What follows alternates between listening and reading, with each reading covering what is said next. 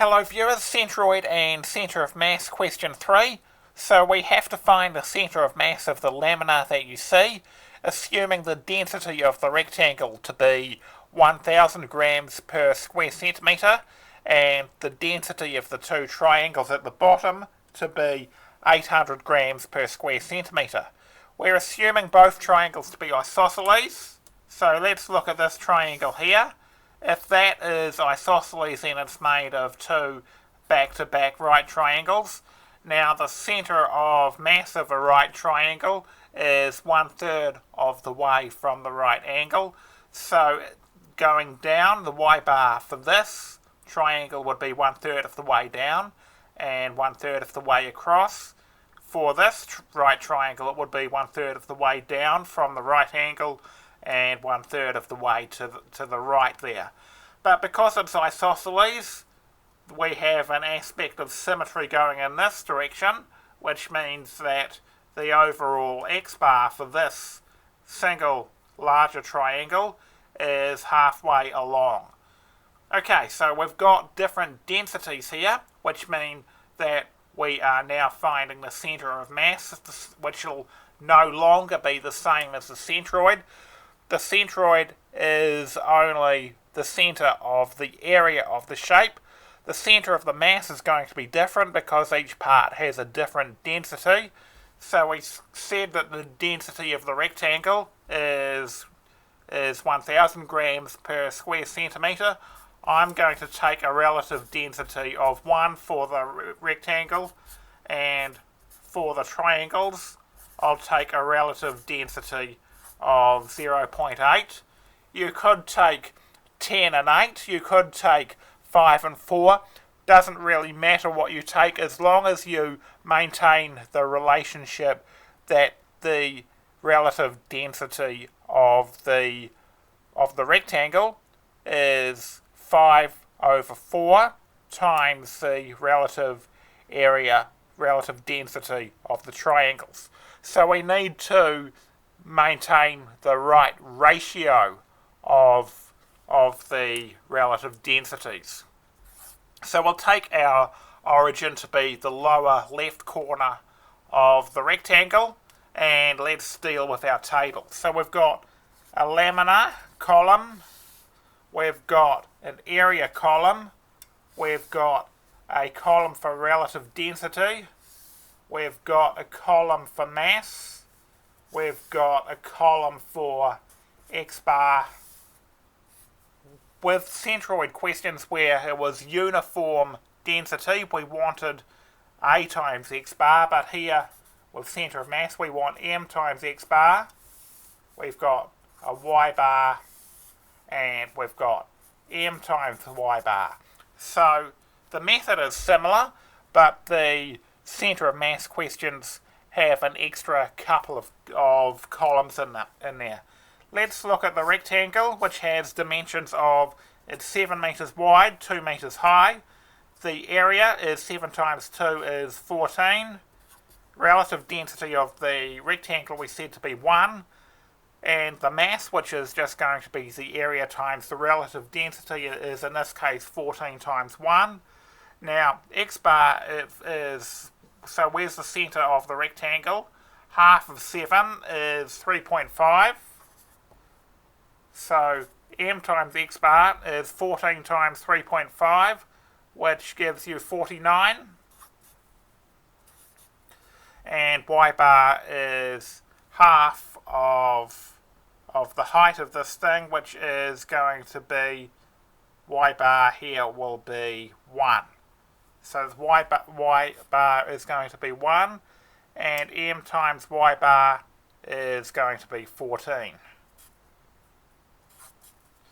Okay, so now let's deal with this first lower triangle, which is going to be the one on the left, the one that is 3 metres wide. It has a height of 1, so its area is going to be, for a triangle, half base times height, which is half of 3 times 1, which is 1.5. Relative density here is 0.8, because that's the relative density of the triangles. 1.5 times 0.8 giving you 1.2. Now for the x bar, because it's isosceles and we've got that symmetry that we were talking about before, x bar is half of 3, which is 1.5. So here we've got m times x bar is 1.2 times 1.5, giving us 1.8. Now y bar, so for a right triangle, it's 1/3 of the way from the right angle. So 1/3 going down, 1/3 of 1 is going to be 0.33, and we're now below the origin, so this is going to be negative. So it's negative 0.33 units below the origin. Okay, so then we've got m times y bar is 1.2 times negative 0.33, 1.2 times negative 1/3 is negative 0.4. Now we've got one other isosceles triangle. The other one is 4 meters wide. So its area is going to be 4 times 1 is 4. Half of that, because it's a triangle, is 2. It's a triangle. We're told the density of the triangles is 800 grams per square centimetre. So this is a relative density of 0.8.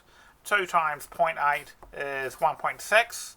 Now where's the x bar for this triangle? So it's isosceles, which means that its centre in the x bar direction is halfway along.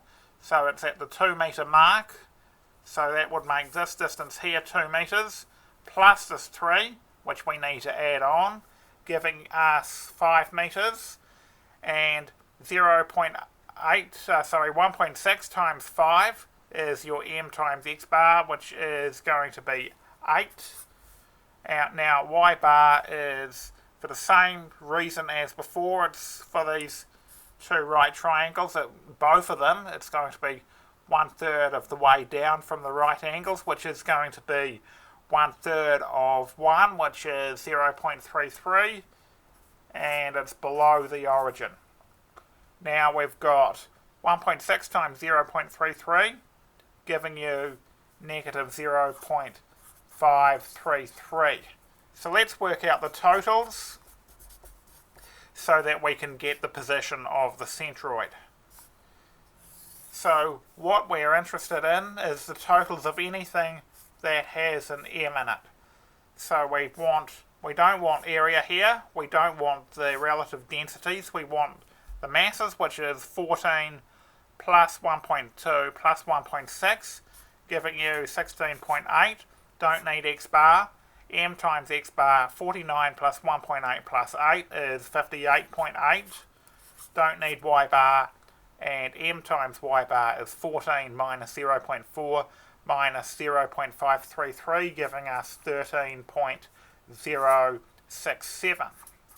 So here for the centre of mass, we've got x bar is the sum of the m times x bar divided by sum of the mass, which is equal to 58.8 divided by 16.8, giving us 3.5, which is interesting because that's turned out to be exactly halfway along, and that's because if we look at that rectangle along the bottom, exactly half of it is missing, and it's half in a relatively uniformly distributed way.